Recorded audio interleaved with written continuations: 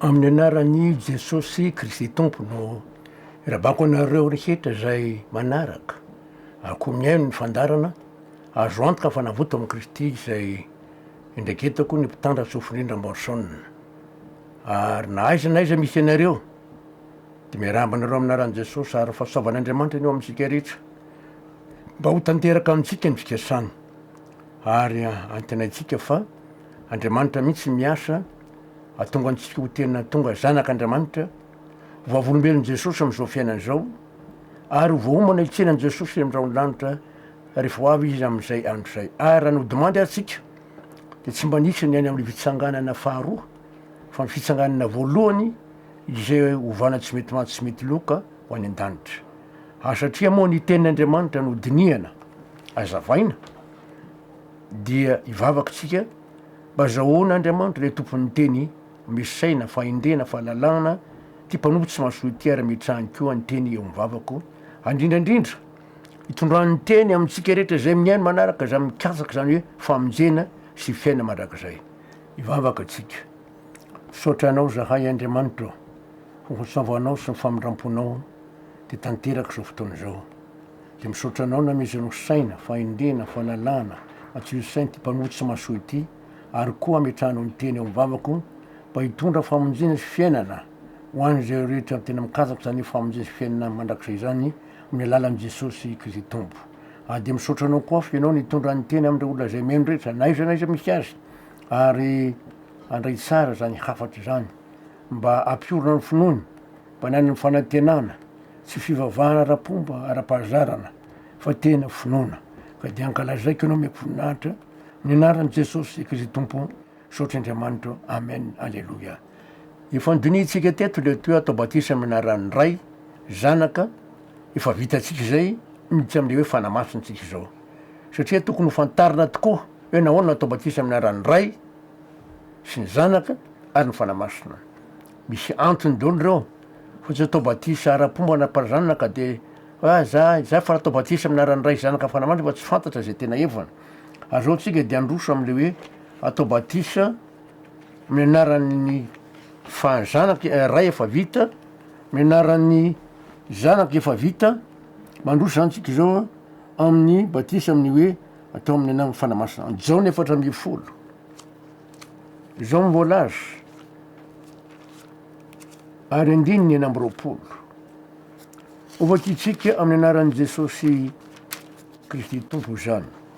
zao ny 400 ary andininy 20 amin'ny anaran'i Jesôsy Kristy tompo fa ny mpananatra de ny fanamasina zay hiranoray amin'ny anarako izy no ampianatra anareo ny zavatra rehetra sy ampatsiaro anareo ny zavatra rehetra zay nolazaiko taminareo ny fanamasina zay irahany ray hoy Jesôsy araky mivolaza eto iranoray amin'ny anarako izy no hampianatra anareo ny zavatra rehetra ny fanamasina mampianatra antsika ny zavatra voalaza rehetra amin'ny soratra masina no ny zavatra zay nataon'i Jesôsy ho famonjenantsika momba ny amin'ray rehetrarehetra ary voalaza eo koa fa hoe ampatsiaro anareo ny zavatra zay nolazaiko taminareo de hoe zavatra rehetra ampatsiaro anareo ny zavatra rehetra zay nolazaiko taminareo zava-dehibe tokoa zany fanambarano zany fanamasina rery ihany no afaka hanatanteraka an'izany amin'ny jaona toko 1:10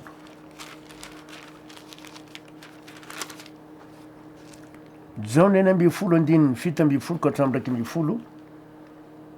misy teny toy zao amin'ny anaran'i Jesôsy Kristy tompo zao milaza ny marina aminareo mahatsara anareo ny fialako fa raha tsy hiala aho de tsy ho avy aty aminareo ny mpananatra fa raha andeha aho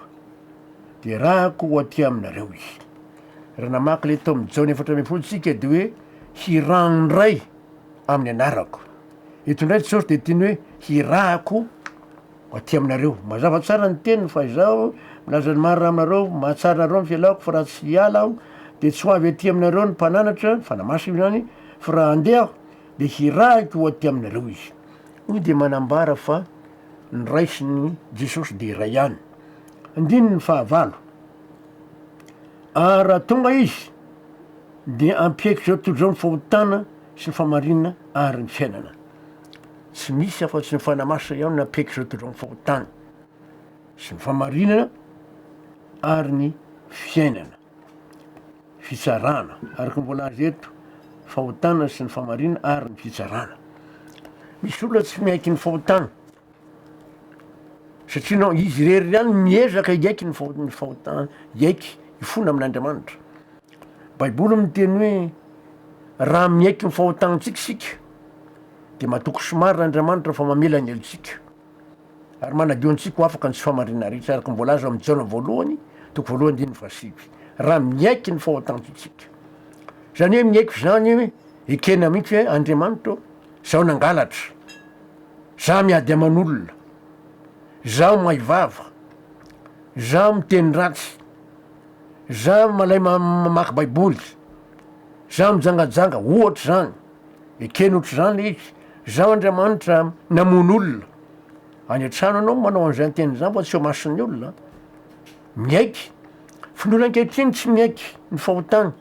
fa zao nataony Andriamanitra mifona anao ampanota be aho, mifona aminao fa ampanota be aho nanao ratsy ako mamela ny heliko. Ina ny heliko tian'Andriamanitra avelanao ka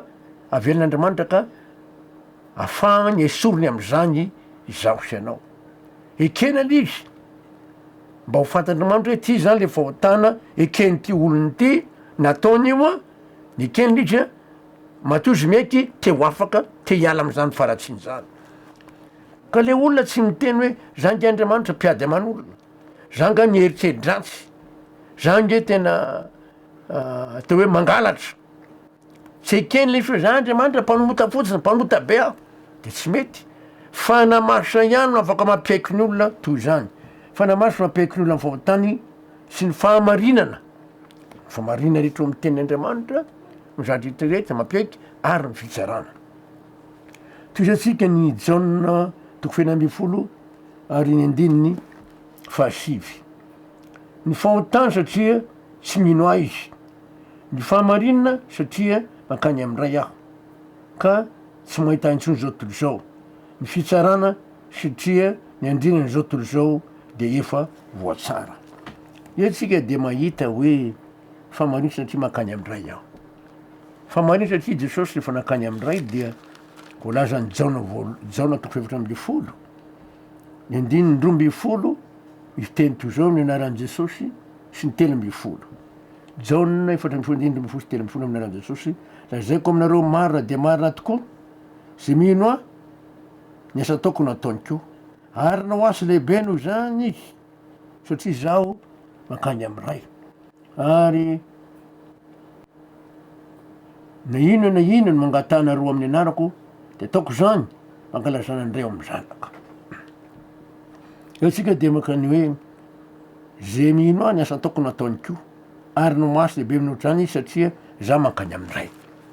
Mankany am'ray Jesôsy nandray ny fanamasina de name ny fanamasina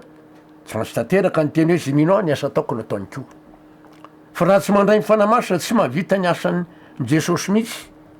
Ary zay mazava-dehibe ny hoe mampiaiky zao tao fahotana, ny famarinana satria za mankany am'ray hoy Jesôsy, mena zany ny fanamasina. Ary koa ny fitsarana satria andrinana zao tontolo zao de efa voatsara. Ary zay zavatra zay a mba tiana azavaina kely Jaona roa amby folo indrindraky am'ny telopolo.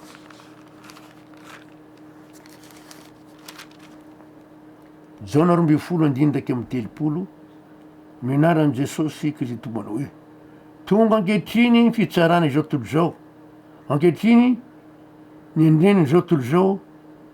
no horoahana. Satana na andrinany zao tontolo zao dia mipangany taranak'olombelona andro manalina tany an-danitra.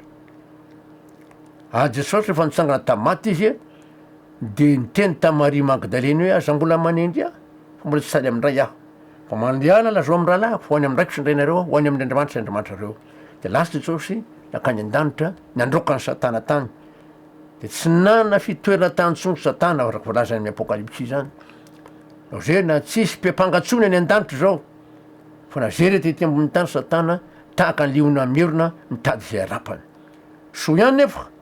fa tenyandriamanitra de milaza hoe naresy azy izy ireo nohony amin'ny rano zanak'Olona sy miteny filazana azy naresy ny devosy satana ny olona mino nohony amin'ny ranony Jesôsy sy ny teny filazana azy misy teny keo amin'ny lioka toko fafolo andininy valo amby folo lioka toko fafolo ny andininy valo amby folo zao mivolaza amin'ny anaran'i Jesôsy Kristy tompo John lioka zafady lioka toko fafolo andininy valo amby folo amin'ny anaran'i Jesôsy Kristy tompo manao hoe fa hoy Jesôsy taminy zaho nahita amin'ny satana latsaka fa tany an-danitra tahaka ny varatra teny io de manambara ny zatra lazaiko teo zay voalaza ao amin'ny apokalipsy roamby folo satria ndroana nisy ady tany an-danitra de ndroana satana ka tsisy fitoerana ho azy tsony tany an-danitra de latsaka avy any an-danitra tahaka amin'ny varatra izy araka ny voalazan'i Jesôsy zao voalaza amin'ny apokalipsy roamby folo andininy fito ka hatramin'ny fahasivy amin'ny anaran'i Jesôsy apokalipsy toko roamby folo andininy fito ka hatramin'ny fahasivy ary nisy ady tany an-danitra Mikaely sy ny anjely niady tamin'le drakona ary le drakona mba amin'ny anjeliny kosa de niady nefa tsy naresy sady tsy nisy fitoerana ho azy intsony tany an-danitra ary nazera le drakona de le menarana era zay atao devosy satana zay namitako zao tontolo zao de nazera tamin'ny tany izy ary ny anjeliny keo niaraka nazera taminy nazera ety ambony tany satana ary io no nahatonga ny Jesôsy nahita amin'ny faminaniana hoe za nahita satana latsaka avy an-danitra tahaka ny varatra ary zao mivolaza nazera ety ambony tany izy andininy folo ndraiky amby folo amin'ny anaran'i Jesôsy de narefeo mahery tany an-danitra ao nanao hoe ankehitriny de tonga ny famonjena sy ny kery sy ny fanjakandriamantsika ary ny fahefan'i Kristy iny satria nazera le mpiampangandralantsika de le mpangazy anao atr'Andriamanitra andreo manalina ary izy ireo naresy azy noho n'Andriamanitra any eo amin'i Jesôsy ary izy ireo naresy azy noho ny amin'ny rano zanak'Olona sy ny teny filazana azy tsy nakama amin'ny aintsony izy na de ho faty azy hitantsika am'izany fa tena zava-dehibe ny antony nanomezan'Andriamanitra ny fanamasina de milalan'i Jesôsy de tompo satria resy satana ary hitantsika fa tsy manana anjara any empangantsika any an-danitra antsony satana fa manana mpisorona be tsika izy zao am'izao fotoana zao de Jesôsy Kristy lay marina mbola jerentsika ihany ko amin'ny jaona efatra amby folo mikasika an'izay hoe fitsarana zay jaona efatra amby folo ary ny andininy telopolo jaona efatra amby folo andininy telopolo amin'ny anaran'i Jesôsy manao hoe tsy laza zavatra maro aminareo intsony aho fa avy ny andrinany zao tontolo zao nefa tsy manana anjara tsy manana anjara na inona ato amiko izy avy ny andrinany zao tontolo zao hoe andavo andritran'i Jesôsy zay niady ho antsika misolo tenantsika kanefa zao ho Jesôsy tsy manana anjara na inona ato amiko izy ary ho an'ny olona zay mino ao amin'i Jesôsy keo de tsy manana anjara na inona ao amin'le olona mino ao amin'i Jesôsy satana na dia kely akory ara zava-dehibe mihitsy ho antsika izany ary toizantsika ihany ny fanambarana Korintianina faharoa toko fahatelo ary andininy fahatelo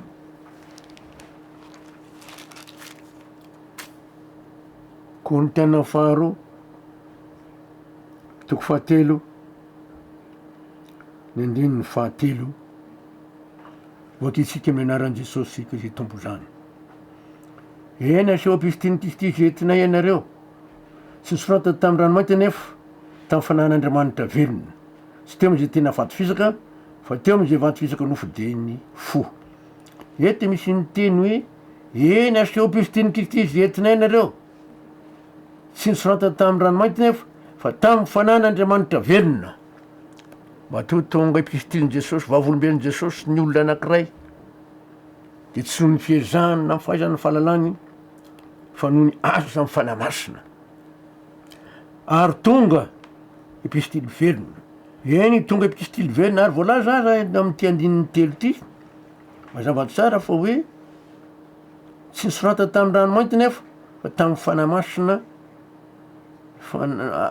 tamin'ny fanan'Andriamanitra velona, tsy teo am'izay tena vato fisaka fa teo am'izay vato fisaka nofo de ny fo.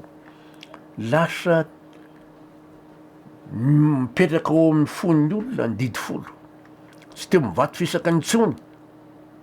fa eo amin'ny fo noho ny asa amin'ny fanamasina. Tsy vita ny ezak'olombelona zany fa noho ny asan'ny fanamasina. Korintiana faharoa toko fahatelo andininy 17 de misy laza miteny toy zao koa amin'ny anaran'i Jesôsy. Satria tsy maintsy fantaritsika hoe nahoana no atao batisa amin'ny anaran'ny ray zanaka ny fanamasina eo amin'le hoe fanamasina tsika zao. Korintiana faharoa toko fahatelo andininy 17 amin'ny anaran'i Jesôsy. Ary ny tompo zany fanahy zany. Ary zay toeran'ny fanahin'ny tompo ny toeran'ny fahafahana. Zay toeran'ny fanahin'i Jesôsy Kristy tompo de afaka amindreo fahalemena ny tsy fambiaza ny faharatsiana rehetra voadio hatrany amin'ny heritreritra azy araky ny tenin'Andriamanitra. Ary raha mbola vakitsika azy andininy 20. Korintiana faharoa toko fahatelo andininy 20 de misy teny toy zao amin'ny anaran'i Jesôsy. Fa isika rehetra kosa amin'ny tavatsy misarona de mijery ny voninahitry ny tompo toy ny amin'ny fitaratra ka ovana hahazo zany endriky zany indrindra avy amin'ny voninahitra ka amin'ny voninahitra toy ny avy amin'ny tompo teny fanahy. Etsika de milaza tsara me fa isika rehetra kosa amin'ny tavatsy misarona zany ariary antranoranitra ny fahaleveny tsy fambeavrera de mijery ny voninahitry ny tompo saintsainany amin'ny Jesôsy Kristy tompo famozeny nataony toy ny amin'ny fitaratra ka ovana hitovy endrika amin'ny Jesôsy tsika noho ny asa totosain'ny fanamasina. Ovana tovy endrika amin'ny Jesôsy tsika noho ny asa ny fanamasina fa tsy vita ny ezak'olombelona. Raha misy mieritreritra hoe hiezaka de ho very izy tsy ho vita mihitsy. Ary zay ngeny mahatonga Andriamanitra name mpamonjy. Raha vitatsika ny ezaka samy rery tsy mila mpamonjy tsika. Ary satria tsy vitatsika lika de nomena Jesôsy hamonjy antsika. Ao ny Romanina toko faharoa. Romanina toko faharoa misy teny toy zao amin'ny andininy 7. Romanina toko faharoa andininy 7 amin'ny anaran'i Jesôsy. Zay araky ny miafina ny jiosy ary ny famoranana dia amin'ny fo amin'ny fanahy fa tsy amin'ny soratra. Ny fiderahana ireny tsy avy amin'ny olona fa avy amin'Andriamanitra. Voalaza eto fa ny olona amin'i Jesôsy de natao hoe jiosy. Ny olona amin'i Jesôsy natao fa tsy rehetra miteny hoe za jiosy, za jiosy, za jiosy. Raha olona amin'i Jesôsy le olona zay voalaza eto. Vakiko indray mandeha le teny amin'ny anaran'i Jesôsy zay araky ny miafina ny jiosy araky ny zay avy ao amin'ny fo zany mahatonga azy jiosy ary ny famorana dia amin'ny fo amin'ny fanahy fa tsy amin'ny soratra. Le famorana amin'ny fo zany de asa amin'ny fanamasina fa tsy hoe rehefa niteny ny soratra de voafora zany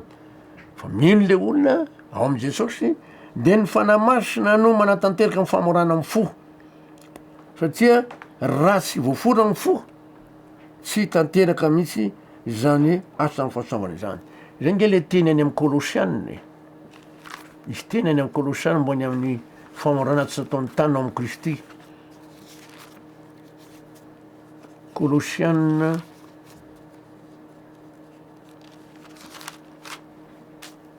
toko faharoa andininy 1:10. Kolosiana toko faharoa andininy 1:10 amin'ny anaran'i Jesôsy raha miresaka famorana amin'ny fotsika. Amin'ny anaran'i Jesôsy Kristy tompo. Ary tao aminy koa no namorana anareo tamin'ny famorana tsy nataon'ny tanana, tamin'ny fanesorany tena nofo de tamin'ny famoran'i Kristy. Rehefa natao tamin'i Jesôsy ny olona niara-voampy taminy de maty le olona taloha, miala no tamanandevo ao ny famorana tsy nataon'ny tanana. Ny andininy 12. Fa niara-ny levona taminy sy nianareo tamin'ny batisa zay niarahanareo natsangana taminy koa no ny finoana ny as'Andriamanitra zay nanganasy tamin'ny maty. Ary le olona voaforafo zay no ny finoany zany finompo niara-maty tamin'i Jesôsy sy niara-vomy tamin'i Jesôsy de nindroso tamin'ny Batisa ho fanehoanany zany finono zany asoka ao anaty rano izy sanany hoe efa maty ka nalevona afaka tamin'ny tany mandevo maty le olona taloha afaka tanteraky zay zany le famorana ny fo ary any amin'ny voalazany Deutéronomia 3:15 ary fa Andriamanitra mihitsy manatanteraka an'le famorana ny fo. Deutéronomia 3:15 amin'ny anaran'i Jesôsy Kristy Tompo dia hofiragnany avy Andriamanitra ao ny fonao sy ny fonony zanakao. Hitiavanao ho any avy Andriamanitra ao amin'ny fonao rehetra sy fananao rehetra mba ho velona ianareo. Raha tsy Andriamanitra milala amin'ny fanamasina mihitsy manatanteraka amin'ny famorana ny fo, tsy vita amin'ny famorana ny fo, tsy miova. Zay nahatonga an'ity Andriamanitra hoe sambatra amin'ny mahadeom-po fa izy no ahita an'Andriamanitra. Ilaina mihitsy zany le famorana ny fo. Anjarantsika ny tena mahatoky an'izany zavatra zany satria raha vao tsy zay noho izy de tsisy azo antenaina mihitsy. Mbola toizantsika ny Romana Efesianina 1. Izy ten'Andriamanitra ao amin'ny Efesianina ao zay mikasikasika an'izany asa amin'ny fanamasina zany. Zava-dehibe tokoa novana Batisa amin'ny anaran'ny Ray sy ny Zanaka ary ny fanamasina. Efesianina 1:3. Efesianina 1:3 amin'ny anaran'i Jesôsy. Ao aminy koa ianareo rehefa renareo ny tenin'ny famarinana de ny filazantsara ny famonjenareo. Eny ao aminy koa ianareo rehefa nino no nasiana tombokasea tamin'ny fanamasina araka ny teny fikasana. Ny olona mino amin'i Jesôsy mba hahafantarana fa tena an' Jesôsy izy de mena ny tombokasea. Inona ny tombokasea? Ny fanamasina. Izay ny manam-pirofo fanoezana amin'ny fanamasina fa an' Jesôsy le olona. Zay mazava tsara ny teny eto tombokasea tamin'ny fanamasina. Averiko re mandenga ny 3:20 amin'ny anaran'i Jesôsy. Ao aminy koa ianareo rehefa nenareo ny tenin'ny famarinana de ny filazantsara famonjenareo. Eny ao aminy koa ianareo rehefa nino no nasiana tombokasea tamin'ny fanamasina araka ny teny fikasana. Fanamasina io zany de manam-pirofo fa tena zanak'Andriamanitra aloha, olon'Andriamanitra aloha. Ao amin'ny Efesianina 2:3 koa manazava an'izay. Efesianina 2:3 amin'ny anaran'i Jesôsy manao hoe ary aza mampalahelo ny fanamasin'Andriamanitra zay nansiana tombokasea-nareo ho amin'ny andro fanavotana. Dikany hoe asiana tombokasea ho famantarana hoe fa olona ao amin'i Jesôsy izy na zanak'Andriamanitra. Zay nahatonga ny ten'Andriamanitra tamin'ny Galatianina 4:1. Galatianina 4:1 amin'ny anaran'i Jesôsy manao hoe satria zanaka ianareo de niran'Andriamanitra ampontsika amin'ny fananany zanaka manao hoe abaray eo. Hitantsika tsara eto fa le fanamaso zany de mena ny olona zay atao hoe zanak'Andriamanitra. Tsy angatahana akory io fa mena reny satria zanaka olona mino de ny ran'Andriamanitra ampontsika amin'ny fananany zanaka miantso hoe abaray eo. Zay ny mazava-dehibe ny ten'Andriamanitra momba ny amin'ny hoe fanamasina io. Romanina 9:8.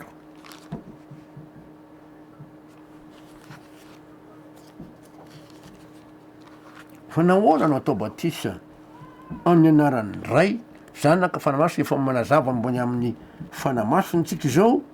de tsara ho fantaritsika tokoa. Romanina 9:7 sy ny 10. Romanina 9:7 sy ny 10 amin'ny anaran'i Jesôsy manao hoe ianareo tsy ao amin'io fa mifanahy. Raha ny fanan'Andriamanitra mitoetra ao anatinareo. Fa misy koa tsy manana fanan'i Kristy de tsy azy. Ny fanan'i Kristy de tsy azy izy. Fa zava-tsara eto fa zay tsy manana ny fanan'i Kristy zany de tsy azy. Fa raha Kristy kosa no mitoetra ao anatinareo dia maty ihany aza na dia maty ihany aza ny tena noho ny ota dia fiainana kosa ny fanahy noho ny fahamarinana. Mitondra fahamarinana sy fiainana zany ny fanamasina ara tsy manana mifanahy ny Kristy de tsy azy izy tsy hain'Andriamanitra mihitsy tsy any Jesôsy fandresantsika tainy aloha zany ara vakitsika koa ny Romana 12 andindraky amby folo Romana 12 andindraky amby folo asan'ny fanamasina ka atao batisa amin'ny anaran'ny ray zanaka fanamasina tsika amin'ny anaran'i Jesôsy Kristy tompo ara ny fanahy zay nanangana an Jesôsy tamin'ny maty no mitoetra ao anatinareo sy nanangana an Kristy Jesôsy tamin'ny maty no amelona ny teninareo mety maty amin'ny fanahy zay mitoetra ao anatinareo le fanamasina mihitsy mamelombelona ny olona amin'ny fiainany ara-panahy ary atonga azy tena vavolombelon'i Jesôsy ny zao fiainany zao ary raha ny fanahy zay nanangana Jesôsy tamin'ny maty no mitoetra ao anatinareo de zay nanangana an Kristy Jesôsy tamin'ny maty no hamelona ny teninareo mety maty amin'ny fanahiny zay mitoetra ao anatinareo fa mitoetra amin'le olona le fanamasina manova azy mihitsy afaka am'ireo fahatezerina fahalemena tsy fambiazana Romana 12:4 Romana 12 zafady ny 13 amin'ny anaran'i Jesôsy fa raha velona araky ny nofo ianareo de tsy maintsy maty fa raha ny fanahy no aminareo ny asan'ny tena de ho velona ianareo ny fanamasina no andravahana aminonareo asan'ny nofo sy asan'ny tena reny tsy vita fiazan'olombelona heritsaina na fahalalana fahaizana fa asan'ny fanamasina zay mazava-dehibe ny finoana fanamasina manova antsika manampy antsika Romana 12 andininy 14 Romana 12 andininy 14 amin'ny anaran'i Jesôsy no hoe fa zay tariny fanan'Andriamanitra no zanak'Andriamanitra zay tariny fanan'Andriamanitra no zanak'Andriamanitra tsy misy afa-tsy zay ary ahoana ny tarihan'ny fanamasinan'le olona raha tsy izy mihitsy mipetraka ho aminy ao zanak'Israely naniatany tany Egypta dia niandraona mielo azy teo an'loha sady manalika azoko azy amin'ny atoandro ary niandraona miaro azy avy any arina ny andry afo zany natoko ny filazana hoe zay tariny fanan'Andriamanitra no zanak'Andriamanitra satria tsika tsy mahita zay lalana Jesôsy le lalana tsy hita maso mba ho tonga antsika eo mivavahady Jesôsy mivavahady aizy na tonga antsika eo raha tsy tariny fanan'Andriamanitra na Andriamanitra mihitsy mitaona antsika mitarika antsika soro antsika Andriamanitra fa tena asan'ny fanamasina zany ary mbola isy tohany io fanambarana io ho jerentsika manaraka ade manantena fa fahasoavan'Andriamanitra hiasa amintsika mpahafantarantsika an'izany ka de ankalazaina Andriamanitra mena voninahitra ka tsy tao batisa ara-pomba na ara-pahazara antsika hoe amin'ny anaran'ny ray zanaka fanamasina fotsiny fa tena fantansika ny antony hoe tao batisa amin'ny anaran'ny ray aho zao ny tena heviny tao batisa amin'ny anaran'ny zanaka zao ny tena antony tao batisa amin'ny fanamasina araka n'izay voalaza sy fampianara teo fa misy asany tokoa ny fanamasina eo amin'ny olona mbola toizatsika manaraka zany fa hivavaka tsika sotranao zay Andriamanitra mifamindramponao sotra amin'ny fanazavana rehetra zay menao anay mba hampiorina tsara ny fonay mba hatanteraka ny fikasana fisaponao aminay ka dia ankalazaina ianao Andriamanitra mena voninahitra fa fahasoavana amin'izay nanay amin'ny finoana tsy avy aminay zany fanomeza avy aminao ka de misaotra fa nampitoerana ny fony olona zay meno zany ary zay olona afaka nazava zany any amin'ny hafa koa de anambary zany aminy ho anao ny dera ho anao ny saotra anao ny voninahitra Andriamanitra mianaran'i Jesôsy tompo saotra Andriamanitra amen alleluia viloma mandram-peona tompoko fahasoavan'Andriamanitra amintsika rehetra ade mba hotanteraka amintsika fikasany amanaraka ny tohiny amin'ny hoe ny fanamasina atao batisa amin'ny fanamasina mandrak'izay ny famindram-pon'Andriamanitra amen